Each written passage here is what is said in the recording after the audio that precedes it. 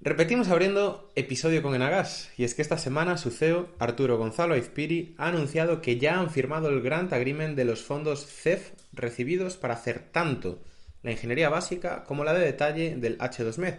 Recordad, H2Med son las conexiones internacionales, y bien la semana pasada mencionábamos que ya se había comenzado a hacer la tramitación ambiental de la red troncal, que es lo que va, digamos, por dentro de la península. Todo esto, si queréis hablarlo en persona, lo podemos hacer esta misma semana, ya que tanto Javi como yo estaremos en Connecting Hydrogen Europe en Madrid, tanto los días 18 y 19 de junio. Un evento líder con más de 55 expositores y 3.000 asistentes que, como todos los años, se da lugar en IFEMA. Así que allí nos vemos. Yo soy Bryce Armiño. Y yo soy Javier Pollos. Bienvenidos al podcast del hidrógeno, un espacio de Atlantic, donde te ayudamos a desarrollar proyectos de hidrógeno, de captura de CO2 y de combustibles derivados, prestando servicios de consultoría, ingeniería, preparación de ayudas y formación. ¡Empezamos!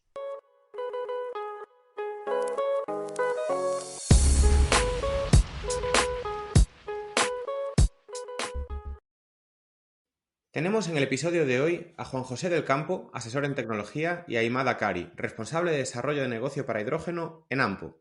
Bienvenidos ambos al podcast del hidrógeno. Buenas tardes.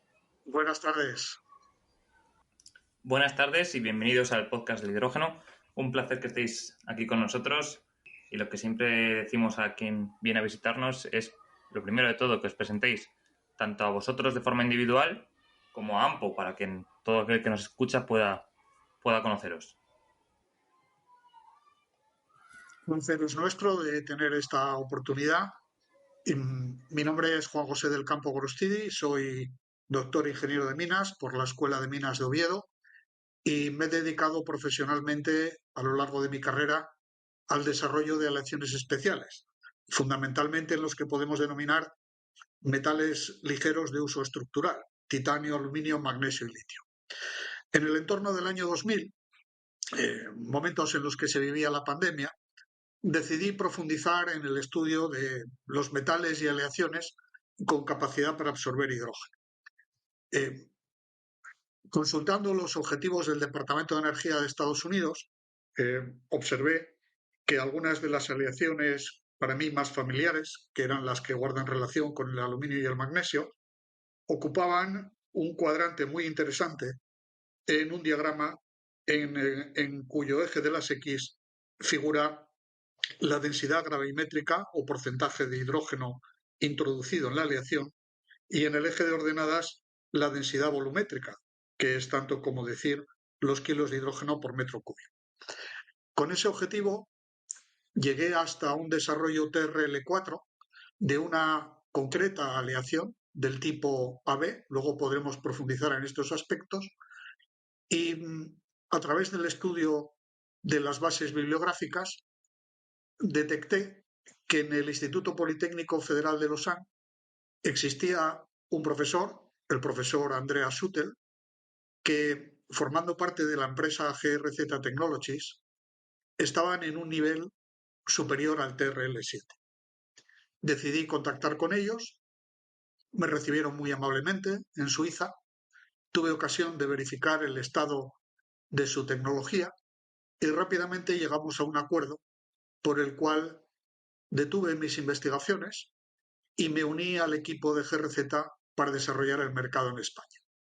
Posteriormente, ya en octubre de 2023, AMPO entró en el capital de GRZ Technologies y adquirió la condición de partner con la responsabilidad y la exclusiva de desarrollar el mercado en España y Portugal. Y como rápidamente establecimos un acuerdo a tres partes por el cual desde entonces vengo desempeñando mi trabajo como asesor técnico de AMPO en el desarrollo y penetración de estos productos en el mercado ibérico. Gracias, Jorge. Buenas tardes. Primero, gracias a vosotros por tenernos aquí. La verdad que el placer es nuestro en participar en este podcast que escuchamos mucho. Yo soy Madak Kari, soy responsable de desarrollo de negocio para las soluciones de hidrógeno en AMPO. De background soy ingeniero mecánico de proceso y mi trayectoria profesional pues, ha estado muy ligada a la ingeniería y consultoría en proyectos de energía y de oil and gas en general. Llevo unos meses con AMPO en esta labor y para los que no conocen AMPO, pues AMPO es un fabricante líder a nivel mundial de válvulas industriales, con fuerte presencia obviamente en el sector de oil and gas, energía y minería, y es uno de los líderes mundiales en aplicaciones criogénicas y todo lo que sea gas natural licuado y a día de hoy pues hidrógeno también y helio. Muchas gracias a los dos por las presentaciones. Pues vamos ya al lío. Lo primero que os vamos a pedir, y por favor, sí que os pedimos que lo expliquéis con bastante detalle o parando mucho en los términos, porque por lo menos yo soy bastante desconocedor de la materia, es en qué consiste la tecnología de AMPO y cómo habéis llegado hasta aquí.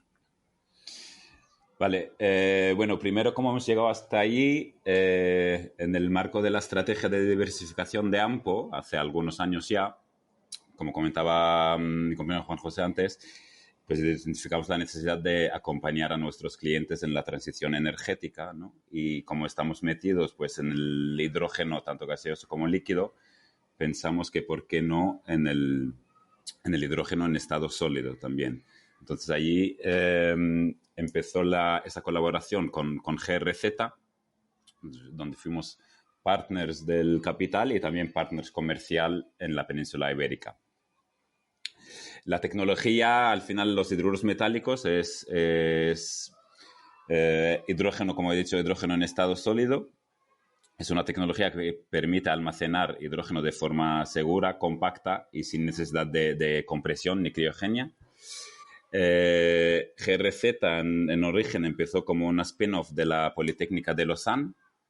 Fue fundada por el profesor Sutel, como comentaba Juan José antes. Es una referencia internacional en investigación sobre hidruros metálicos, junto con dos de sus alumnos, uno de los cuales es el actual CEO de GRZ, pues fundaron esta empresa. En una primera ronda de inversión de GRZ entra Hyundai, el fabricante de automoción surcoreano. Y bueno, ahora os contamos uno de los productos de GRZ que también integra uno de los equipos de Hyundai para dar una solución Power to Power. En una segunda ronda se sumó el grupo alemán Fischer, que es fabricante de tubos de acero inoxidable, y entramos AMPO también.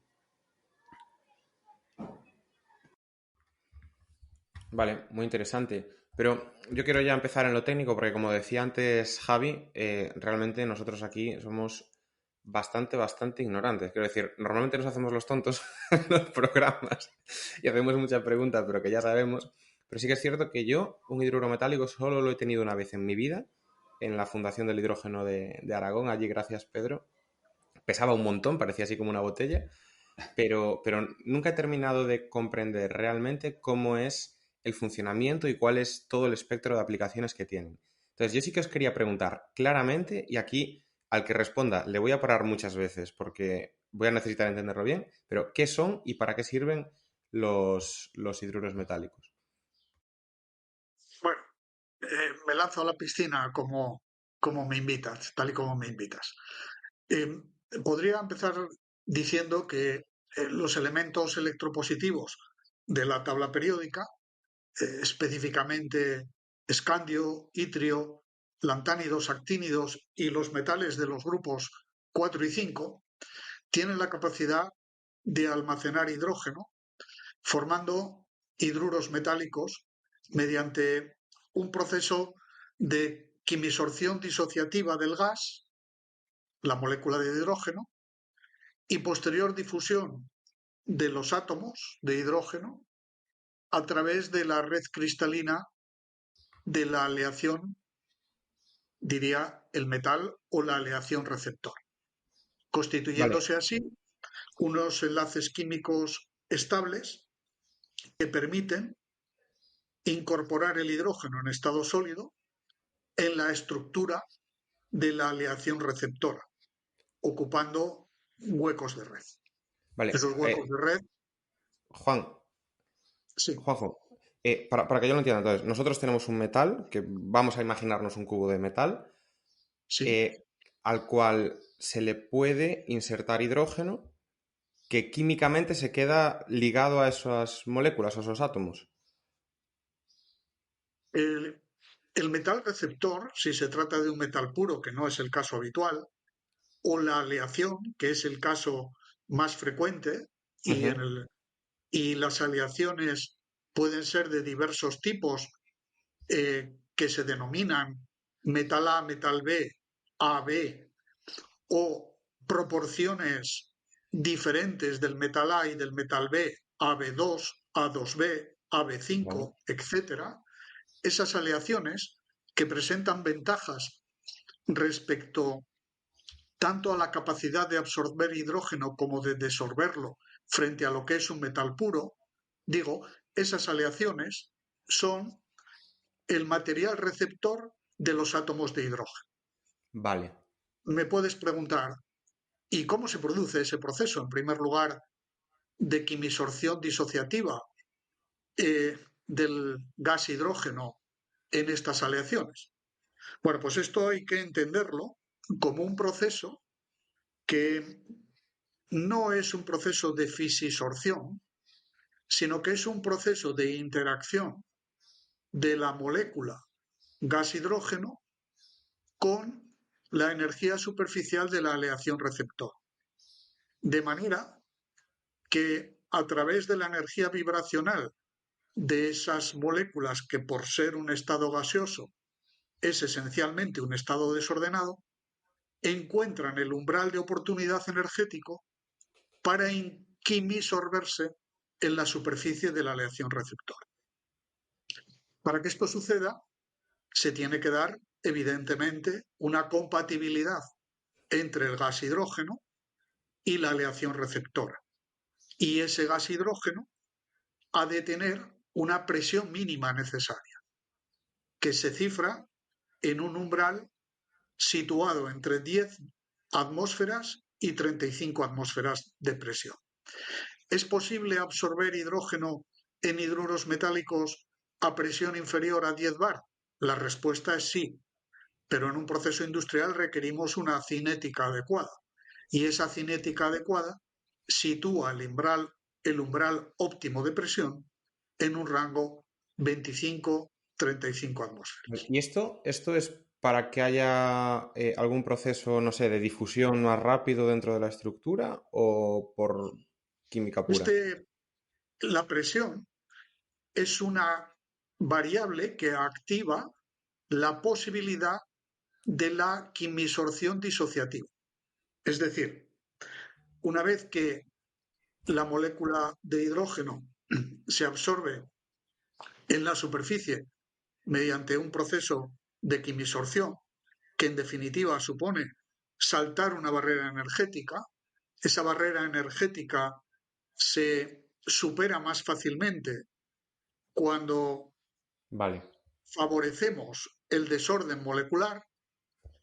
Esos átomos procedentes de la disociación de la molécula de hidrógeno experimentan un proceso difusional a lo, a lo largo de la red cristalina de la aleación receptora, que es la vale, segunda etapa del proceso de absorción. Y debido a que el átomo de hidrógeno tiene un radio iónico pequeño y su movilidad, por tanto, es elevada, es susceptible de ubicarse en posiciones intersticiales, ocupando lo que diríamos en metalurgia los huecos, eh, las vacantes existentes en la celdilla en la cual la aleación cristaliza. Por tanto, vale. es un doble proceso de quimisorción superficial, disociativa y de difusión de los átomos de hidrógeno como tales en la red cristalina de la aleación receptora, constituyendo enlaces químicos estables, por lo tanto, almacenando el hidrógeno en estado sólido en un material que denominamos hidruro metálico. Esto es, el hidruro metálico es el resultado de la incorporación de los átomos de hidrógeno a la red cristalina de la aleación receptora. Vale. Y yo ahora, ya para hacerme una imagen mental más genérica, o sea, este tipo de hidruros, vamos a decir un sistema, ¿no? Lo que es el propio núcleo del sistema de hidruros. ¿A qué se asemeja si lo abriéramos? ¿Sería un bloque macizo metálico? ¿Serían muchos pellets que podemos meter el hidrógeno y el hidrógeno se almacenaría dentro de ellos? ¿A qué forma tomaría? Se asemeja a una solución sólida. En metalurgia distinguimos tres estructuras cristalinas. La propia del metal puro, que será una estructura típicamente cúbica centrada en el cuerpo, hexagonal compacta, cúbica centrada en las caras. Distinguimos, digo, la estructura de un metal puro de la estructura de una solución sólida. La solución sólida, en metalurgia, el acero es una solución sólida de carbono en la estructura de la austenita, que da lugar, en el caso de la aleación hierro-carbono, a un aumento de su dureza, debido a la incorporación de los átomos de carbono en posiciones intersticiales de red. Sí, Pues sí, pero bien, Juanjo, voy más ya al propio sistema, ¿eh? No a la estructura molecular o atómica, sino a un sistema que imagínate, parecería como si fuera un bloque de acero. sí, no, es podríamos decir en inglés, un lump sum, que es típico en la solidificación de aleaciones metálicas, equivalente a una estructura de escamas o una estructura masiva que, como consecuencia de la incorporación del hidrógeno en el primer ciclo de absorción, se va desintegrando y va desvelando a medida que lo observas a más aumentos, lupa estereoscópica, microscopía óptica, microscopía electrónica, vas viendo que eso que parecía una masa metálica es en realidad un agregado de nanocristales.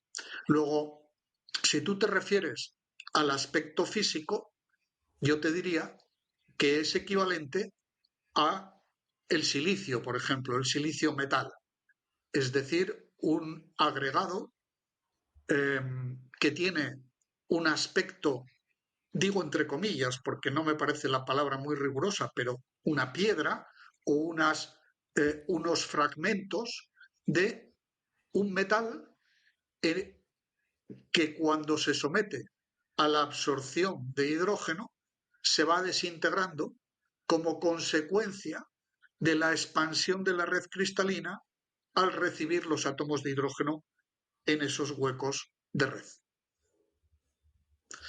Quedaros con el concepto escama, que creo que es, Ok, en un lenguaje, llamemos popular o de vulgarización, la expresión de lo que estoy tratando de explicar en el orden científico. perfecto. Y falta la segunda parte, ¿para qué sirven estos hidruros Bien, metálicos? ese proceso de absorción de hidrógeno eh, libera calor. Luego podremos entrar en estos detalles. Intuitivamente es comprensible que el paso de un estado gaseoso a un estado sólido significa disminuir la energía vibracional de los átomos y, por tanto, esa pérdida de entropía se sustancia en un desprendimiento de calor. Y esto tendrá ventajas luego que podremos analizar. Este proceso de absorción es reversible y aquí está la virtud del sistema. De forma inversa al proceso seguido para absorber el hidrógeno, podremos desorber, liberar ese hidrógeno a la presión necesaria para su utilización posterior, siendo el proceso gobernado por leyes químico-físicas propias de la termodinámica sin que intervenga la compresión mecánica en la absorción ni tampoco en la desorción del hidrógeno almacenado. ¿Cuál es la ventaja principal de estos sistemas? Yo apuntaría dos, luego podremos entrar con más profundidad en este aspecto. Las principales características son dos, digo. La primera, permite alcanzar densidades energéticas volumétricas con la tecnología de hoy, comprendida entre 50 y 75 kilos de hidrógeno por metro cúbico, lo cual es superior al valor alcanzable con un hidrógeno presurizado a 5.000 bar, que se limitaría a 40,7 kilos de hidrógeno por metro cúbico. Por tanto, primero, densificación, mayor energía volumétrica. Y segundo, seguridad. ¿Por qué?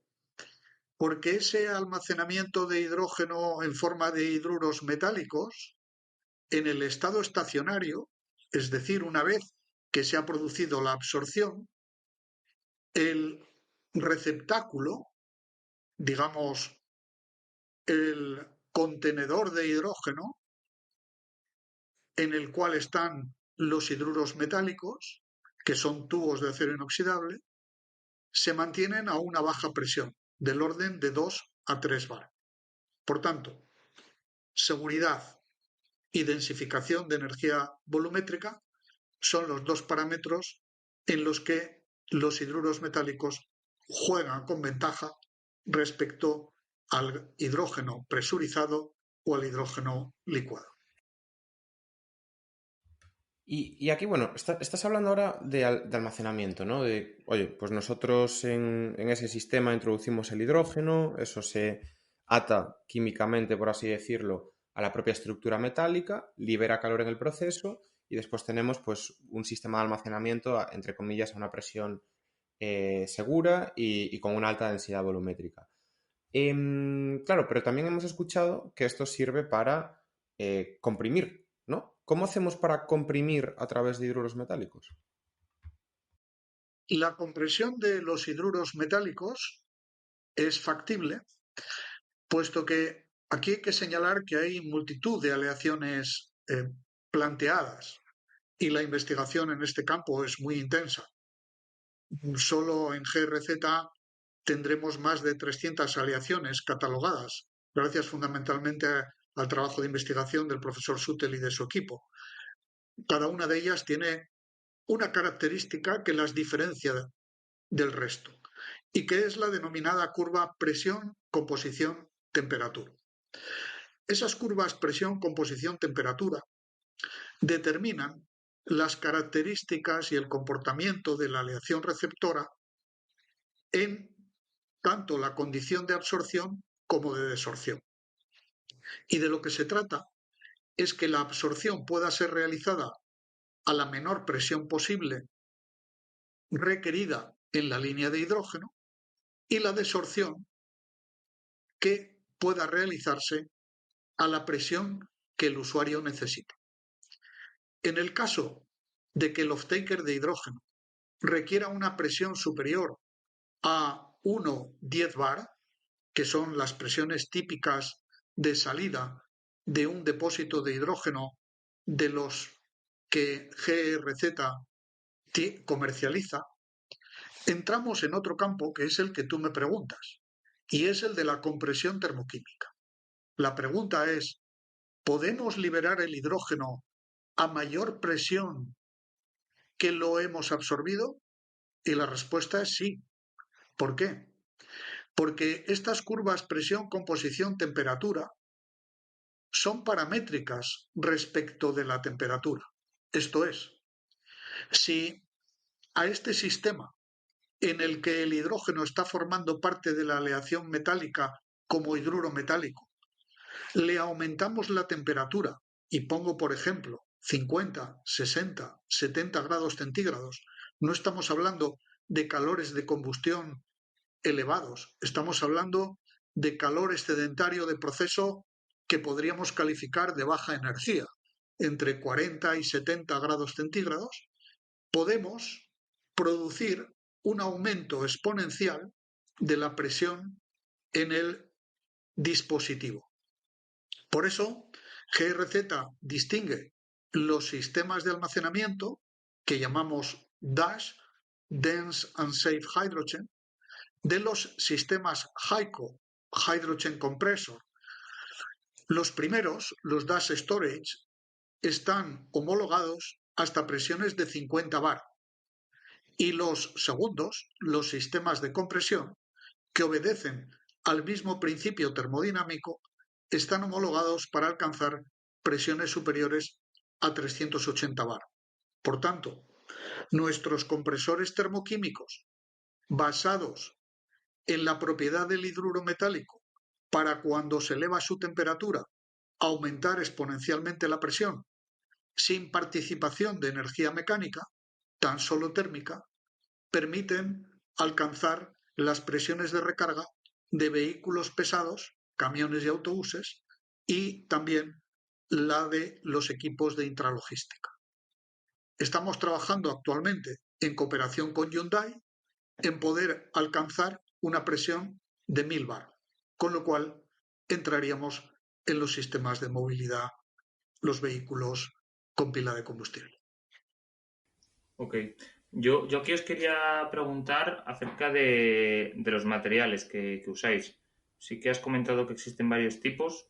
Es una pregunta muy interesante, por cuanto que entre los materiales que se postulan, las distintas aleaciones, GRZ tomó la decisión de no utilizar tierras raras, de no utilizar metales del grupo del platino y de no utilizar materias primas críticas según definidas por la Unión Europea.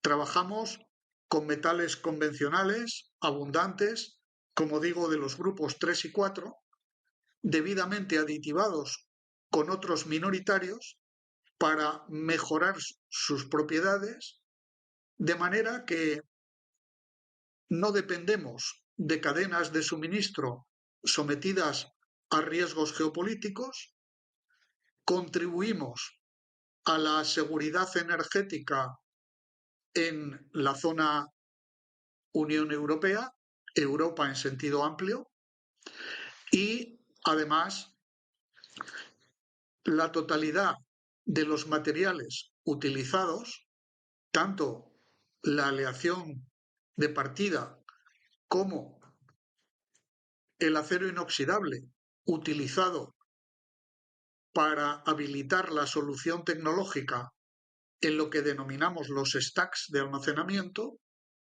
son al 100% reciclables al final de su vida útil. Quiere decir, ni utilizamos materias exóticas ni críticas no existentes en la Unión Europea, no producimos emisiones en los procesos de absorción y desorción, siempre y cuando, evidentemente, la energía térmica necesaria para el calentamiento y liberación del hidrógeno sea de origen renovable, y el 100% de los materiales utilizables son reciclables, con lo cual contribuimos a la circularidad del sistema. Y aquí, o sea, dentro ese vertido de calor, esa generación de calor residual que tenemos, o que puede ser no residual si se aprovecha, y lo que requerimos para después liberar el hidrógeno, ¿qué rendimiento energético obtenemos? Aquí es importante señalar o distinguir dos aspectos. Por una parte, la pregunta puede ir orientada a qué cantidad de la energía que he absorbido. Es decir, si tú a través de la línea de hidrógeno a la cual el sistema está conectada, y en este punto, aunque puede ya de lo que he dicho sobreentenderse, pero lo señalo explícitamente, la virtud de nuestros equipos de almacenamiento de hidrógeno es la de permitir la conexión directa entre el electrolizador y el almacenaje. No precisamos de un compresor. Con lo cual, esto es importante en dos aspectos. En CAPEX no se necesita invertir en compresor y en OPEX no tenemos los consumos asociados a la compresión de hidrógeno. Por tanto, esa característica que es propia de nuestros sistemas de almacenamiento indican que kilo de hidrógeno que se ponga en contacto, que se incorpore a nuestro sistema de almacenamiento, es kilo de hidrógeno que podrá ser liberado en su totalidad. Quiere decirse que desde el punto de vista de las unidades en peso de hidrógeno que hemos almacenado, si medimos, y es una opción que ofrece GRZ, una válvula de flujo para medir la cantidad absorbida y la cantidad desorbida, el rendimiento es 100%. Y además, en cada ciclo de carga-descarga. A diferencia de una batería de ion litio, no estamos limitados en la descarga del sistema. Podemos descargar hasta el último gramo de hidrógeno que exista en el almacenamiento y sin deterioro de su capacidad de carga en el siguiente ciclo. ¿Y todo con el mismo requerimiento, Juanjo, de calor? Es decir, cuando tenemos el sistema lleno al 100%, para liberar 1 kilo de hidrógeno hay que meter la misma cantidad de calor que cuando lo tenemos al No, 5% y hay que no, escurrirlo, como quien dice. no. En las curvas PCT que señalaba antes, tienen una cierta estéresis. Precisamente, el desarrollo de aleaciones idóneas requiere formular aleaciones con poca estéresis. A la concreta pregunta que me haces, el flujo de energía requiere, para liberar hidrógeno, aproximadamente un 15% más de energía que la liberada en el proceso de absorción. Es decir, el proceso de absorción nos entrega una energía. Para liberar ese hidrógeno necesitamos aproximadamente un 15% más de energía Sí, sí, de la pero que nos yo entregó el sistema. iba más al... Yo tengo mi sistema lleno de hidrógeno y tengo que ¿Correcto? meter X cantidad de energía para liberar 1 kilo. Si ese Correcto. sistema en lugar de estar al 100% de hidrógeno está al 5%, para liberar un Sí, kilo es la misma cantidad de energía la que tengo que la introducir. misma cantidad de energía. Correcto. La energía va asociada al flujo caudal de hidrógeno de liberación y a la presión de liberación. Es decir, la cantidad de energía es directamente proporcional al flujo de hidrógeno producido y a la presión de Vale. salida. ¿Eh? O sea, que ahí no estamos tratando eficiencias en función del rango con respecto al Es nominal, decir, como si pasa la con otros eficiencia no compresores está mecánicos y condicionada demás. por el grado de llenado del depósito, por decirlo de alguna manera. ¿Eh? Ok. Y para que tengáis una idea, los oyentes, para que tengan una idea de referencia, si los números más desfavorables que consideramos en modo de descarga a una velocidad de flujo de hasta 360 kilos de hidrógeno por hora, lo cual es conseguible mediante el trabajo cooperativo de varias de nuestras unidades de mayor tamaño, que luego ya IMAZ entrará en esas descripciones de la propuesta comercial, ¿no? Pero por ponerle una referencia a los números, eh, como digo, para descargar un flujo de 360 kilos de hidrógeno por hora, estimamos un coste, eh, si consideramos un precio de la energía eléctrica de 60 euros el megavatio hora, de 0,03 euros por kilo de hidrógeno, es decir, una cantidad muy poco representativa. Es decir, como decía antes, el OPEX de nuestros equipos de absorción-desorción, en definitiva de nuestros sistemas de almacenamiento, es muy inferior al de un compresor Y, convencional. y ahora que lo comentas, que ya me están viniendo algunas otras ideas a la cabeza y yo creo que esto no lo he escuchado. ¿A qué temperatura hay que introducir ese calor para liberar el hidrógeno? La temperatura va a depender de la presión de liberación, por lo que señalaba antes, y del De caudal acuerdo. que tú necesites. Es decir, nosotros ofrecemos como soluciones estándar sistemas de gestión de transferencia del calor. Y luego podemos poner algún ejemplo de aplicaciones prácticas de nuestros equipos por parte de clientes nuestros. Digo, ofrecemos un sistema de gestión térmica que puede ser tan sencillo como aire forzado.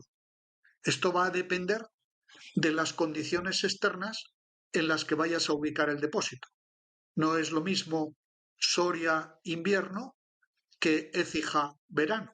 Por tanto, esa envolvente térmica intradiaria estacional vinculada a las coordenadas del emplazamiento requerirán un estudio térmico optimizado que seguro va a favorecer las condiciones, sea en absorción o desorción, que la ubicación geográfica y el preciso momento en el que se necesite absorber o desorber puede tener lugar.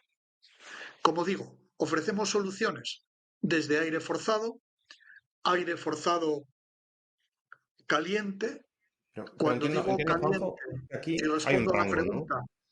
pregunta, para desorber entre 30 y 70 grados centígrados Ajá. y enfriamiento para absorber entre -10 y 30 grados centígrados. Por tanto, estamos hablando de temperaturas que con la tecnología de bomba de calor y de intercambiadores de calor, sea con unidades chiller adiabática o no, podemos dar satisfacción plena Sí. a cualquier ubicación y en cualquier envolvente de temperatura externa. Porque estamos hablando, como digo, de ámbitos de temperatura que realmente están en todos los casos en una envolvente -10 +70 grados centígrados. Ok, ok, entendido. Pues yo quería ya saltar entonces un poco a la capacidad, bueno, al sistema comercial y demás, y hablar sobre todo sobre, a ver, esto ahora hemos estado hablando un poco más de los fundamentos, pero en los sistemas reales que ya estáis trabajando, que tenéis en proyectos y demás, ¿cuáles son esas capacidades de presión y de almacenamiento que tenéis? Y también cómo estáis escalando estos sistemas según el tamaño del proyecto. Es decir, entiendo que por mucho que un módulo tenga un tamaño, se podrá apilar o combinar para dar más Exactamente. capacidad. Sí, exactamente. De hecho, todos nuestros equipos están estandarizados. O sea, tenemos 5, bueno, ahora os cuento en el Dash Storage, como comentaba Juanjo, que Dash es Dense and Safe Hydrogen. Debajo del Dash Storage, que son equipos de puro almacenamiento, tenemos 2 líneas de producto. Tenemos los Dash M, que son los módulos, que son módulos individuales, con capacidades que van desde el 1 kilo de hidrógeno hasta el 45 kilos, ¿vale? Son 1, 3, 10, 20 o 45. Obviamente estos módulos, los más pequeños, pues se utilizan para centros tecnológicos, aplicaciones de investigación o incluso residenciales. Y luego ya a partir del M20 o del M45, pues empezamos a hablar de aplicaciones más industriales. Y ahí exactamente es, en respuesta a tu pregunta, que cómo escalamos. Pues todos esos módulos son modulares y escalables. Es decir, después de la serie Dash M, tenemos la línea Dash C, ¿no? Que son C de contenedor. Y básicamente, en esos módulos lo que hacemos es integrar varios módulos del M45 en contenedores ISO 20 pies. Empezamos por el Dash C45, que es almacenamiento 45 kilos de hidrógeno en un contenedor, hasta el Dash C675, que allí tenemos capacidad para 675 kilos de hidrógeno, es lo que quiere decir son 15 M45 dentro del contenedor. Y a partir de ¿Contenedor? ahí, Más, perdona, ¿contenedor de qué tamaño era? 20 pies. Eso es, contenedores de 20 pies y a partir del C675, que es, digamos, el mayor contenedor que tenemos, a partir de ahí lo que solemos decir es el sky is the limit. O sea, a partir de ahí se pueden instalar tantos equipos como se requiera para un proyecto, depende de la necesidad del proyecto. Tenemos unas Hombre, a ver, ofertas de hasta un contenedor de 20 6.000 pies kilos. es lo que decíais antes, ¿eh? O sea, un contenedor de 20 pies con gas comprimido. Alguno he visto llegar, pero no muchos he visto llegar a ese tamaño de almacenamiento. Claro, claro, ahí está la densidad, ¿no? Que es una de las características de los hidruros metálicos, que tenemos unas densidades muy altas. Entonces, a partir de ahí se pueden instalar cuántos contenedores se requiera para un proyecto. Es decir, hay ofertas de hasta 8 contenedores C675 instalados en paralelo para almacenar 6.000 kilos de hidrógeno.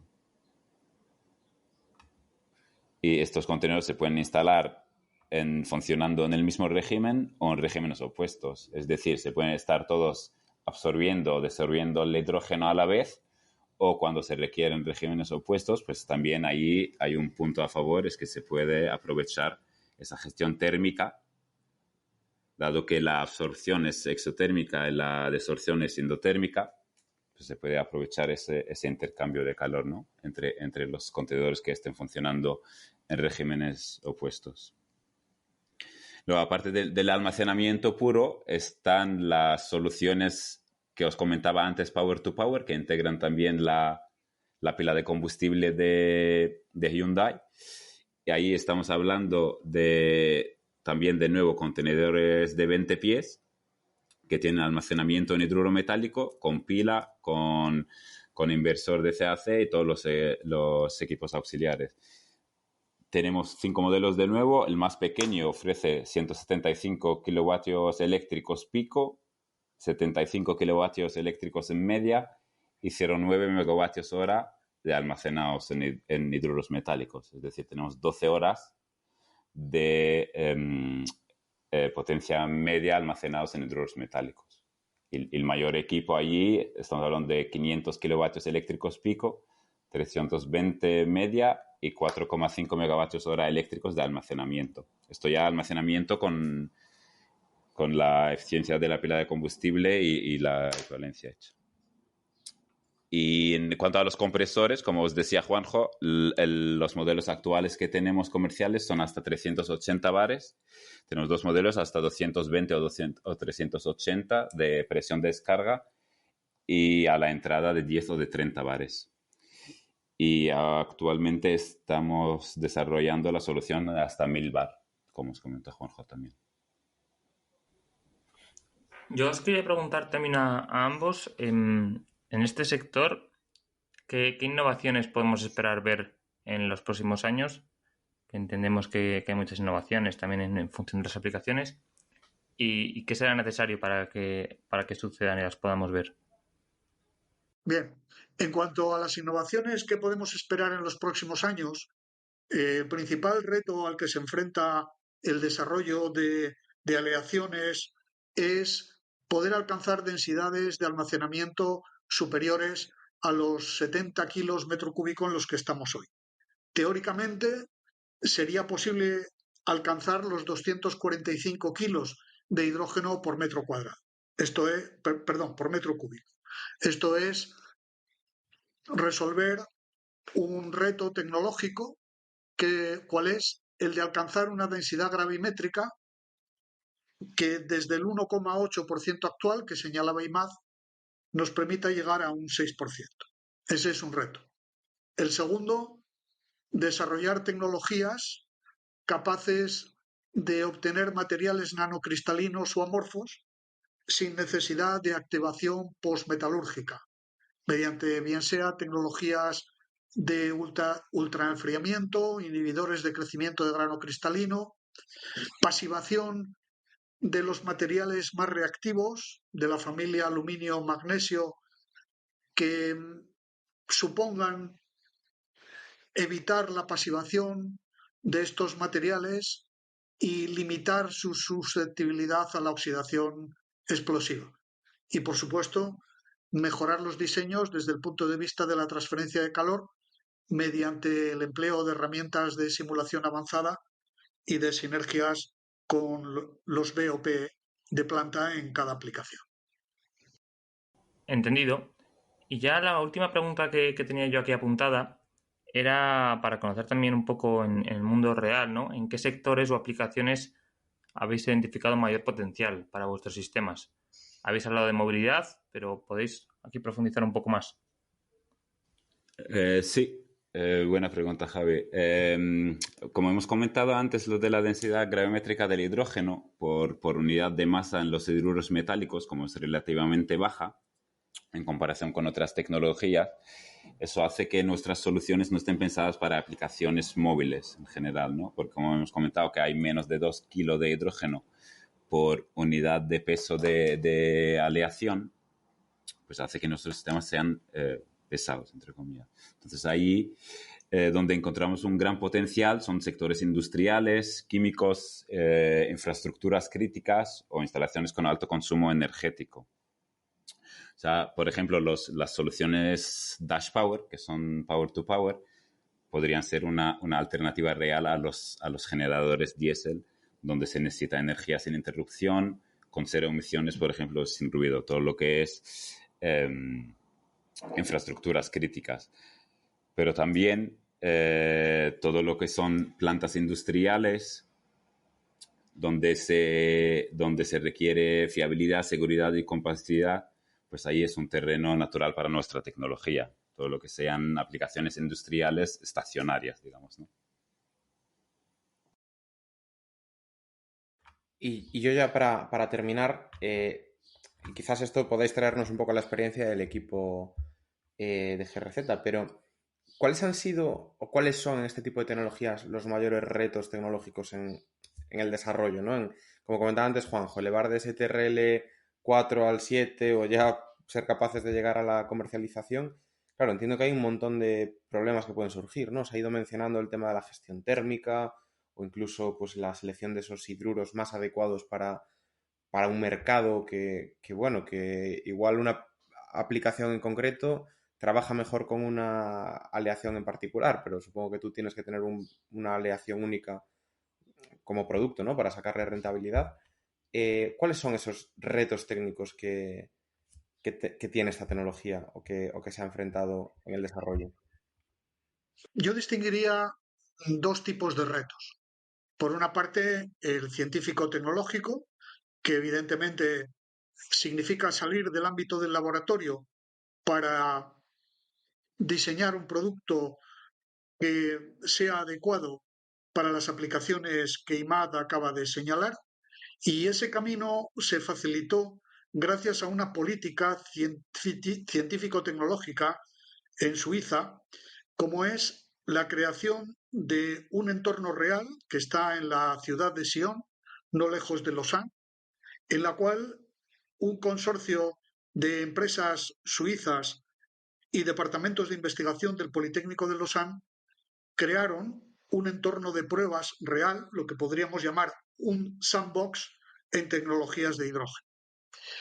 Esto ha sido un gran facilitador del cambio de escala y de resolver los retos que la industrialización y la comercialización de los equipos plantea. El segundo tipo de reto guarda más con algo que todos sabemos tiene una mortandad elevada, y es ser capaces de no solo constituir una spin-off, sino de consolidarla a lo largo de los años mediante las sucesivas rondas de financiación. Y en este sentido, GRZ Technologies contó con el apoyo de una fundación suiza para iniciar su camino en el mundo empresarial, pero no es menos cierto que la calidad de los desarrollos y el interés industrial de los mismos permitió que en sucesivas rondas de financiación se hayan incorporado al capital de GRZ empresas del tamaño y de la solvencia de Hyundai, de Fisher Group, principal fabricante de tubos de acero inoxidable, y posteriormente AMPO y otros partners.